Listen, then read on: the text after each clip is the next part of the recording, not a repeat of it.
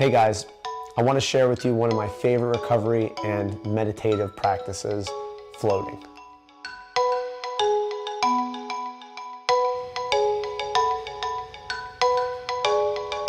So I first heard about floating actually over a decade ago. I believe it was actually an episode of The Simpsons where Homer and Lisa actually go for a float at a float spa. Oh, no freezing. No, Mr. Simpson. This is a sensory deprivation tank. It blocks out all the external distractions that bombard our souls. Can you pee in it? I'll take 2 hours. Me too. You find out that when you go into this sensory deprivation pod, you're floating in water that is super saturated with salt, and it's Epsom salt. It's turns out to be over 800 pounds of Epsom salt in the water, and that creates buoyancy.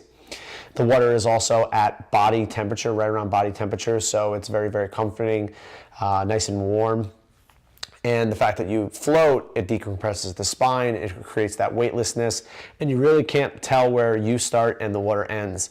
And the fact that you're in this sensory deprivation chamber allows you to really be there and be present and not have stimulus, because I think we're surrounded by stimulus all the time, especially where I am in South Florida, where there isn't that much just get outdoors and get into nature. I mean, I barely can even see the stars at night.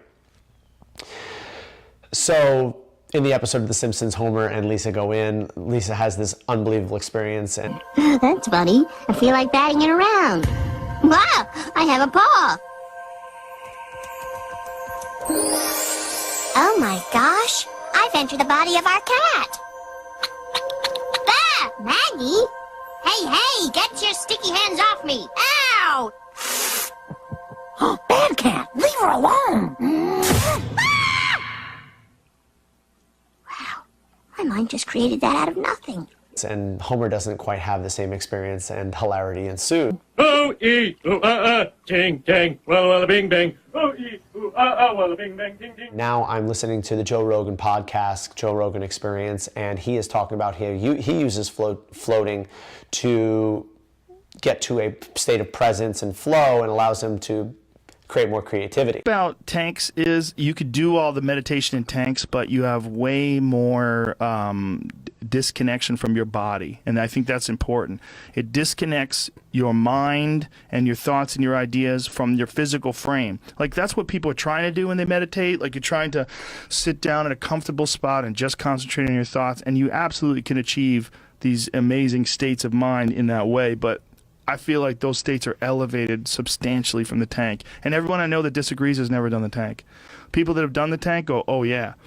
People that I know that meditate and do the tank as well go, oh my God, this is a game changer. It's just a completely different environment. I've been looking for a float spot for many years, and there was actually one in my town that happened to close down right as I was getting interested. But recently, in the last few months, my girlfriend introduced me to one of her teammates on her soccer team. His name was Matt Beck.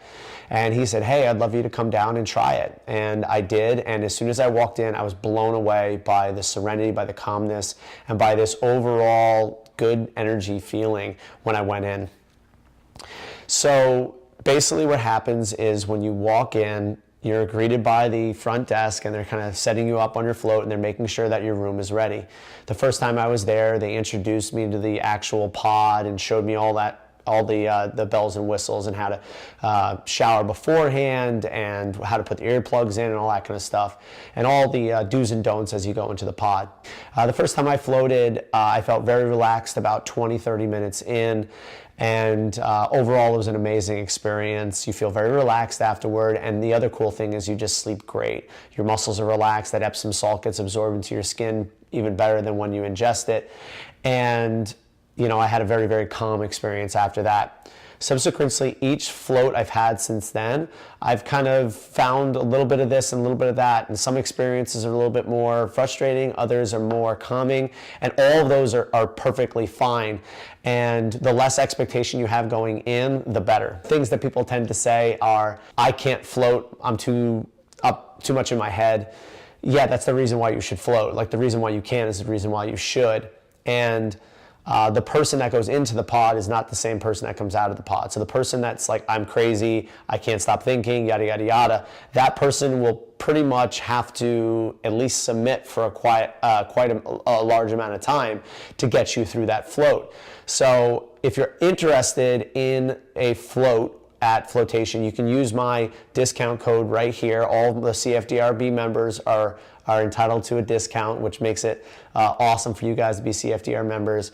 Go down, do a float, and what I want you to do is share your experience with other people, because this is something that is so invaluable in a world where we're getting so much stimulus. We're always looking for the next pill or fad. This is something that is so valuable and it is so rewarding, and you really can't measure what you're going to get out of this, but I guarantee that this is going to pay for itself over and over and over again.